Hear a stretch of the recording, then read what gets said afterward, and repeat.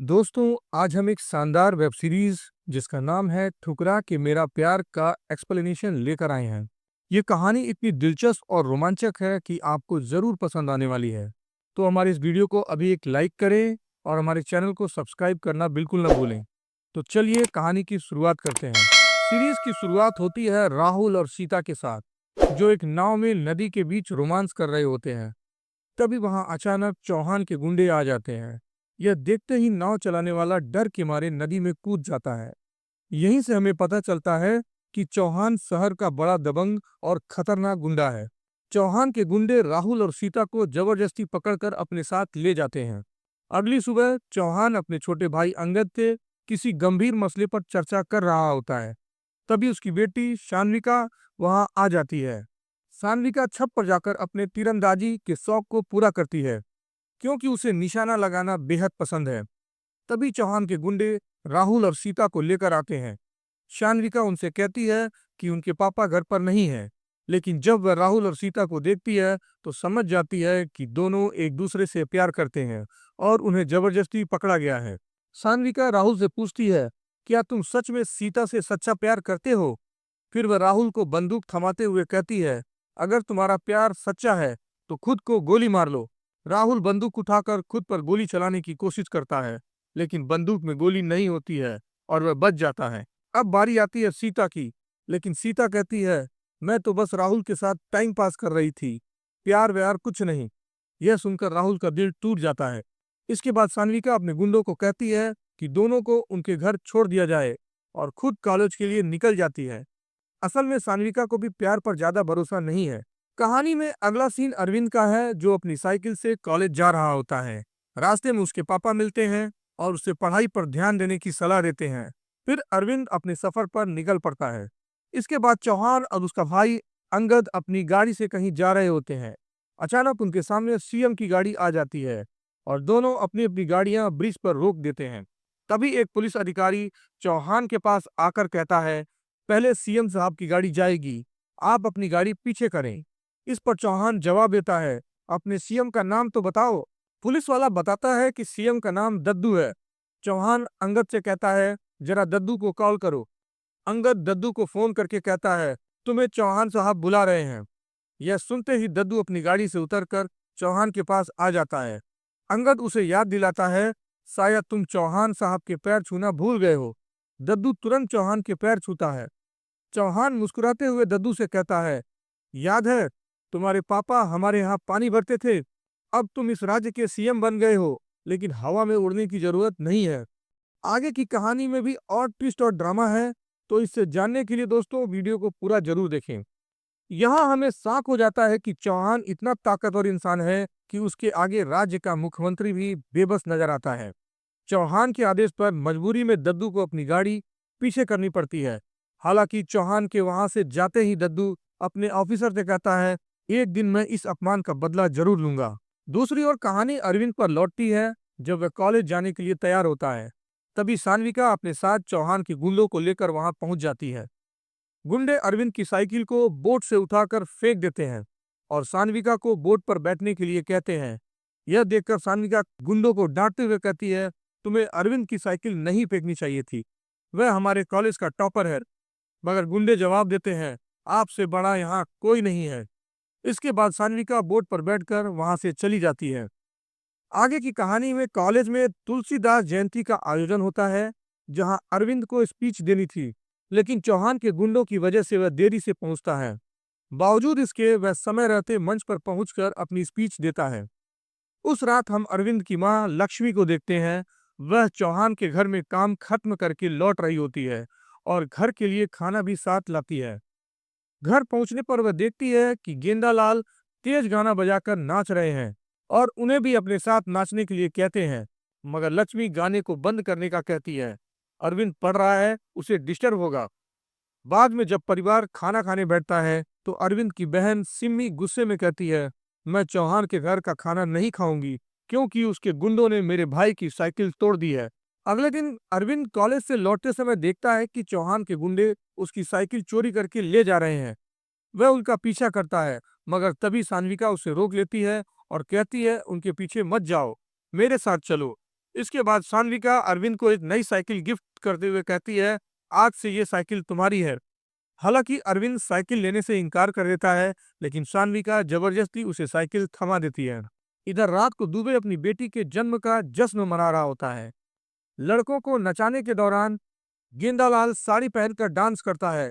वहीं चौहान का छोटा भाई पुष्कर भी वहां आकर गेंदालाल के साथ नाचने लगता है। बाद में घर लौटने पर गेंदालाल नाच के पैसे गिन रहा होता है और कहता है, अरविंद तुम्हारी कॉलेज की फीस अब पूरी हो गई है। यह सुनकर अरविंद भावुक हो जाता है। अगले दिन चौहान के घर वकील आता है।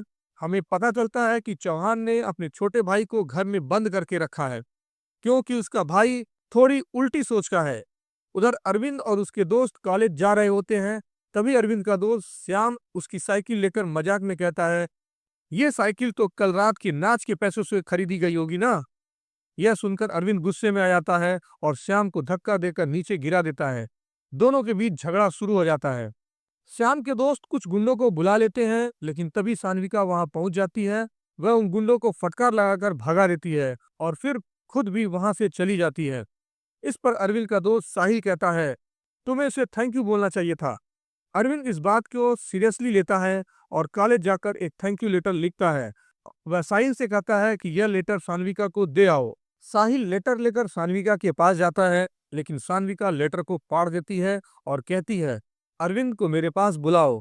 जब साहिल यह बात अरविंद को बताता है तो अरविंद सान्विका के पास जाकर उसे धन्यवाद कहता है और जाने लगता है, लेकिन सान्विका उसे रोक कर कहती है, अच्छे से थैंक यू तो बोलो। इस पर अरविंद कहता है, तुम बड़ी ही अच्छी लड़की हो। फिर वह वहां से चला जाता है। घर जाते वक्त सान्विका अरविंद को रोक कर कहती है, मैं तुमसे दोस्ती करना चाहती हूँ। अरविंद उसे मना कर देता है और जाने लगता है, लेकिन सान्विका जिद करके कहती है, मैं तुमसे दोस्ती करके रहूंगी। इसी बीच कुछ लोग शराब पीते हुए बात करते हैं कि शायद सान्विका को अरविंद से प्यार हो गया है। अगली सुबह सान्विका अरविंद को देख रही होती है। तभी उसके शिक्षक पूछते हैं, तुम सोच क्या रही हो। सान्विका जवाब देती है, सर, पढ़ाई तो सब करते हैं, लेकिन अरविंद ही टॉप क्यों करता है। इस पर शिक्षक कहते हैं कि वह बहुत ही डेडिकेटेड लड़का है। यह सुनकर सान्विका को अरविंद और भी अच्छा लगने लगता है। लंच टाइम में सान्विका अरविंद से कहती है, मैं तुमसे प्यार करने लगी हूँ। 1 घंटे बाद लाइब्रेरी में तुम्हारा जवाब सुनने का इंतजार करूंगी। सान्विका लाइब्रेरी में इंतजार करती रहती है, लेकिन अरविंद वहां नहीं आता। कॉलेज खत्म होने के बाद सान्विका रोड पर अरविंद का इंतजार करती है। जब अरविंद उसे देखता है तो वह दूसरे रास्ते से चला जाता है। इधर चौहान घर में खाना खा रहा होता है। तभी पुष्कर बंदूक लेकर आता है और अंगद को फोन देकर कहता है, मेरा बंदूक के साथ फोटो खींचो। चौहान उसे टोकते हुए पूछता है, बंदूक लेकर कहाँ जा रहे हो। पुष्कर जवाब देता है, इंजीनियर ने 2.5 करोड़ का कॉन्ट्रैक्ट नहीं दिया, इसलिए उसे मारने जा रहा हूँ। चौहान उसे रोकते हुए कहता है, इंजीनियर से मैं खुद बात कर लूंगा। हर समस्या धमकी से नहीं सुलझती, कभी कभी बातचीत से भी काम हो जाता है। तभी सान्विका वहां आ जाती है। चौहान उसे खाने के लिए बुलाता है, लेकिन सान्विका सीधा किचन में जाती है और अरविंद की माँ से उसका पता पूछती है। इसके बाद वह अरविंद के घर पहुंच जाती है। अरविंद के घर पर सान्विका को देखकर उसकी बहन सिमी पूछती है, आप यहाँ कैसे आई। सान्विका जवाब देती है, मैं तुम्हारे हाथ का खाना खाने आई हूँ। सिमी किचन में जाकर उसके लिए खाना बनाने लगती है। इसी दौरान सान्विका अरविंद से कहती है, तुमने मुझे जवाब दिए बिना लाइब्रेरी से क्यों चले गए। आज रात 12 बजे मंदिर के पास मिलो। यह कहकर वह वहां से चली जाती है। सिम्मी जब सान्विका के लिए खाना लेकर आती है, तब तक सान्विका वहां से जा चुकी होती है। रात के 12 बजे अरविंद और सान्विका चुपके से मंदिर की ओर निकलते हैं। तभी गेंदालाल पूछता है, मैं भी चलूं क्या। पर अरविंद उसे मना कर देता है। जब दोनों मंदिर पहुंचते हैं तो अरविंद साफ कह देता है, मैं तुमसे प्यार नहीं करता। इस पर सान्विका जवाब देती है, हम चौहान हैं। अरविंद तपाक से कहता है, अगर तुम्हारे नाम से चौहान हटा दिया जाए तो तुम कुछ भी नहीं रहोगी। यह सुनकर सान्विका गुस्से से अरविंद को एक शर्त देती है, अगर मैंने एग्जाम में तुमसे ज्यादा नंबर लाए तो तुम्हें मुझसे प्यार करना होगा, लेकिन अगर मैं टॉप नहीं कर पाई तो तुम्हें मुझसे कोई दिक्कत नहीं होगी। अगले दिन सान्विका लाइब्रेरी में बैठकर पढ़ाई कर रही होती है। तभी अरविंद वहां आ जाता है, लेकिन सान्विका को देखकर वापस लौट जाता है। सान्विका भी जाने लगती है। तभी लाइब्रेरियन उससे कहता है, अरविंद तो बड़ा अनलकी है, वह क्या तुम्हें टॉप करके हरा पाएगा। यह सुनकर सान्विका को गुस्सा आ जाता है।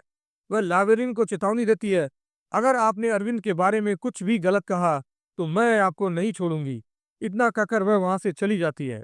क्लास में अरविंद परेशान बैठा होता है। साहिल उसे समझाने की कोशिश करता है, तू फालतू टेंशन ले रहा है, सान्विका टॉप नहीं कर पाएगी।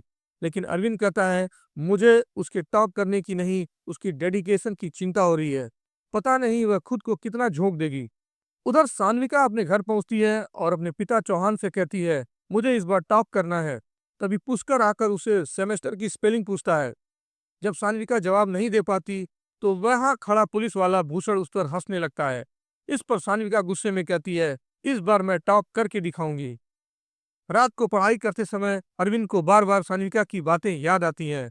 तभी उसकी बहन सिम्मी आकर पूछती है, तुम किसकी याद में खोए हुए हो? अरविंद गुस्से में उसे डांट कर भगा देता है। इसके बाद वह अपनी चिंता साहिल से साझा करता है। साहिल उसे फिर से समझाता है, यार टेंशन मत लो, वह टॉप नहीं कर पाएगी। कुछ दिन बाद एग्जाम शुरू होते हैं और जल्द ही रिजल्ट आ जाता है। इस बार सान्विका ने पूरे कॉलेज में टॉप कर लिया होता है। यह जानकर अरविंद परेशान हो जाता है और सान्विका से बचने के लिए रामपाल के खेत में छिप जाता है। इधर सान्विका अरविंद को हर जगह ढूंढ रही होती है। वह उसके घर भी जाती है, लेकिन अरविंद वहां नहीं मिलता। यहाँ तक कि अरविंद के परिवार वालों को भी नहीं पता होता कि वह कहाँ गया है। एक दिन सान्विका साहिल को रोक कर कहती है, अरविंद को कॉल करो और पूछो कि वह कहाँ है। जब साहिल अरविंद से बात करता है तो अरविंद उसे अपनी लोकेशन बता देता है। यह सुनते ही सान्विका को पता चल जाता है कि अरविंद रामपाल के खेत में छुपा है। सान्विका तुरंत साहिल का फोन छीनकर कहती है, अगर तुमने किसी और को कॉल करके अरविंद को कुछ भी बताया तो मैं तुम्हें मारूंगी। इतना कहकर वह अरविंद को ढूंढने के लिए निकल पड़ती है। साहिल के फोन कॉल के बाद अरविंद को जैसे ही पता चलता है कि सान्विका रामपाल के खेत में आ रही है, वह वहां से निकलने की कोशिश करता है। लेकिन तभी सान्विका वहां पहुंच जाती है और अरविंद को चौंकाते हुए उसे किस कर लेती है। इस अप्रत्याशित घटना के बाद अरविंद को भी एहसास होता है कि वह सान्विका से प्यार करने लगा है। दोनों अब एक दूसरे के साथ ज्यादा से ज्यादा वक्त बिताने लगते हैं। रात को अरविंद साहिल के पास जाता है। साहिल नाराज होकर कहता है, पिछले 5 दिनों से तुम मुझसे मिला भी नहीं। लेकिन अरविंद उसकी बात पर ध्यान दिए बिना सान्विका से बात करने में मग्न हो जाता है। साहिल को यह बदलाव खटकने लगता है। अगले दिन जब अरविंद क्लास में बैठा होता है, सान्विका अचानक क्लास का दरवाजा बंद कर देती है और उसके पास आकर बैठ जाती है। अरविंद उसे रोकते हुए कहता है, यह क्लास है विद्या का मंदिर, हम यहाँ कुछ भी नहीं कर सकते। यह सुनकर सान्विका अरविंद को वहां से बाहर ले जाती है और दोनों मंदिर जाते हैं। वहां सान्विका अरविंद से एक चौंकाने वाला राज साझा करती है। वह कहती है, मैंने एग्जाम में टॉप बेईमानी से किया था। मुझे पता था कि मैं टॉप नहीं कर सकती, लेकिन मुझे तुमसे दोस्ती करनी थी। अरविंद यह सुनकर कुछ नहीं कह पाता, लेकिन भीतर ही भीतर उसका भरोसा टूटने लगता है। कॉलेज में एक प्रोफेसर अरविंद को ढूंढते हैं। श्याम, जो पहले अरविंद से साइकिल के लिए लड़ चुका था, खड़ा होकर कहता है, सर अरविंद और सान्विका दोनों क्लास में नहीं है। यह सुनते ही प्रोफेसर उसे क्लास से बाहर निकाल देते हैं। श्याम की यह हरकत दिखाती है कि वह अब भी अरविंद से दुश्मनी रखता है। अगले दिन अरविंद और सान्विका रामपाल के खेत में मिलते हैं। अरविंद कहता है, हम 12 बजे तक कॉलेज के लिए निकल जाएंगे, लेकिन श्याम ने पहले ही पुष्कर को बुला लिया होता है। पुष्कर रामपाल के खेत में पहुंचकर अरविंद को ढूंढ लेता है। सान्विका अरविंद को छिपने के लिए कहती है, लेकिन पुष्कर उसे पकड़ लेता है। चौहान के गुंडे गेंदालाल और अरविंद को भी घेर लेते हैं। अब चौहान के गुंडे अरविंद, उसके माता पिता और गेंदालाल को चौहान के घर लेकर जाते हैं। वहां चौहान सान्विका से पूछता है, क्या तुम इससे प्यार करती हो? सान्विका डरते हुए कहती है, नहीं, अरविंद ही मेरे पीछे पड़ा था। यह सुनकर चौहान गुस्से में गेंदालाल के हाथ में कील घुसा देता है और वहां से चला जाता है। इसके बाद चौहान के गुंडे अरविंद के परिवार वालों को बेरहमी से मारने लगते हैं। पुष्कर लोहे की छड़ अरविंद के सीने में घुसा देता है। गुंडे अरविंद और उसके परिवार को घसीटते हुए उनके घर ले जाते हैं और उन्हें वहां बंद करके आग लगा देते हैं। तभी एक आदमी पुलिस को फोन कर देता है। पुलिस ऑफिसर भूषण फौरन मदद भेजने का वादा करता है। इसी बीच अरविंद और उसके परिवार वाले किसी तरह आग से बच निकलते हैं और गांव छोड़कर अपने मामा के घर चले जाते हैं। लेकिन इस दर्दनाक घटना का अंत यही नहीं होता। सान्विका से जुड़ी बेइज्जती और परिवार पर हुई हिंसा की वजह से अरविंद की बहन सिम्मी खुद को एक कमरे में बंद कर फांसी लगा लेती है। यह हादसा अरविंद के परिवार की जिंदगी में गहरा सदमा छोड़ जाता है। दूसरी ओर सान्विका की दोस्त उसे समझाने की कोशिश करती है कि उसने जो किया वह गलत था। क्योंकि अरविंद उससे सच्चा प्यार करने लगा था। लेकिन सान्विका अपनी गलती मानने के बजाय अपनी दोस्त पर ही भड़क जाती है और उसे घर से बाहर निकाल देती है। इस बीच चौहान सोचता है कि सान्विका की जल्द से जल्द शादी करा देनी चाहिए। पुष्कर उसे दिलासा देते हुए जाता है कि सान्विका की शादी धूमधाम से की जाएगी और उन्हें चिंता करने की कोई जरूरत नहीं है। इधर अरविंद अपनी बहन का क्रियाक्रम करता है, लेकिन अंदर से वह पूरी तरह टूट चुका होता है। कुछ दिनों बाद अरविंद के मामा उसे रिक्शा चलाना सिखाते हैं और अपने मालिक से कहकर उसके लिए एक रिक्शा भी दिलवा देते हैं। अब कहानी का फोकस बदलकर दद्दू पर आ जाता है, जो अरविंद के घर पहुंचे होते हैं। वहां मौजूद लोग उनसे नाराज होते हैं कि मुख्यमंत्री होते हुए भी उन्होंने चौहान के खिलाफ कोई कदम नहीं उठाया। यह सुनकर दद्दू गुस्से में कहते हैं कि वह चौहान को मिट्टी में मिला देंगे और वहां से चले जाते हैं। दूसरी तरफ चौहान को जब उनके वकील से पता चलता है कि दद्दू उनके खिलाफ इस तरह की बातें कर रहे हैं, तो वह व्यंग करते हुए कहता है कि मुख्यमंत्री बनने के बाद दद्दू के पंख कुछ ज्यादा ही निकल आए हैं। फिर चौहान भूषण को सान्विका के लिए लड़का ढूंढने को कहता है। इस फैसले की जानकारी सान्विका को भी हो जाती है और वह अपनी दोस्त को घर बुलाकर सारी बात बताती है। उसकी दोस्त उसे समझाती है कि अब उसके पास शादी करने के अलावा कोई चारा नहीं है, क्योंकि एक लड़की की एक गलती उसके पूरे जीवन पर भारी पड़ सकती है। यह बात सुनकर सान्विका और ज्यादा परेशान हो जाती है। इसी बीच अरविंद रिक्शा चलाने लगता है। एक दिन एक लड़की उसकी रिक्शा में बैठने के लिए आती है, लेकिन तभी कुछ बाइक सवार उसे धक्का मारकर चले जाते हैं। अरविंद तुरंत रिक्शा से बाहर आकर उसकी मदद करता है। बातचीत के दौरान उसे पता चलता है कि वह लड़की भी उसी कॉलेज में पढ़ती है जहां अरविंद पढ़ा करता था। अरविंद उससे पूछता है कि क्या वह यूपीएससी की तैयारी कर रही है। लड़की कहती है कि हाँ, उसका सपना आईएएस बनने का है। अरविंद उसे प्रोत्साहित करते हुए कहता है कि वह निश्चित रूप से आईएएस बन जाएगी। हालांकि अरविंद उसका नाम पूछने से चूक जाता है। इसके बाद लड़की उससे पूछती है कि क्या वह भी पढ़ाई करता था। इस पर अरविंद कहता है कि हाँ, लेकिन किस्मत की वजह से उसे पढ़ाई छोड़नी पड़ी। पैसे देते समय लड़की अरविंद से कहती है, कभी कभी मेहनत किस्मत को भी बदल सकती है। यह बात अरविंद के दिल और दिमाग में गहराई तक असर कर जाती है। यहीं से अरविंद ठान लेता है कि वह भी आईएएस बनेगा, ताकि अपने परिवार पर हुए अत्याचारों का बदला ले सके। इस तरह यह सीजन यही खत्म होता है दोस्तों। अब अगले सीजन में यह देखना दिलचस्प होगा कि अरविंद किस तरह आईएएस बनकर सान्विका और चौहान से बदला लेगा। साथ ही दद्दू भी चौहान को मिटाने में अरविंद का साथ कैसे देंगे, यह भी देखने लायक होगा। आपको यह सीरीज कैसे लगी? आपकी राय हमें कमेंट्स में जरूर बताएं। इसके अलावा आप किसी और मूवीज या सीरीज की एक्सप्लेनेशन चाहते हैं तो हमें कमेंट में लिखकर जरूर बताएं। मिलते हैं दोस्तों किसी नेक्स्ट एक्सप्लेनेशन में। तब तक के लिए दोस्तों, अलविदा।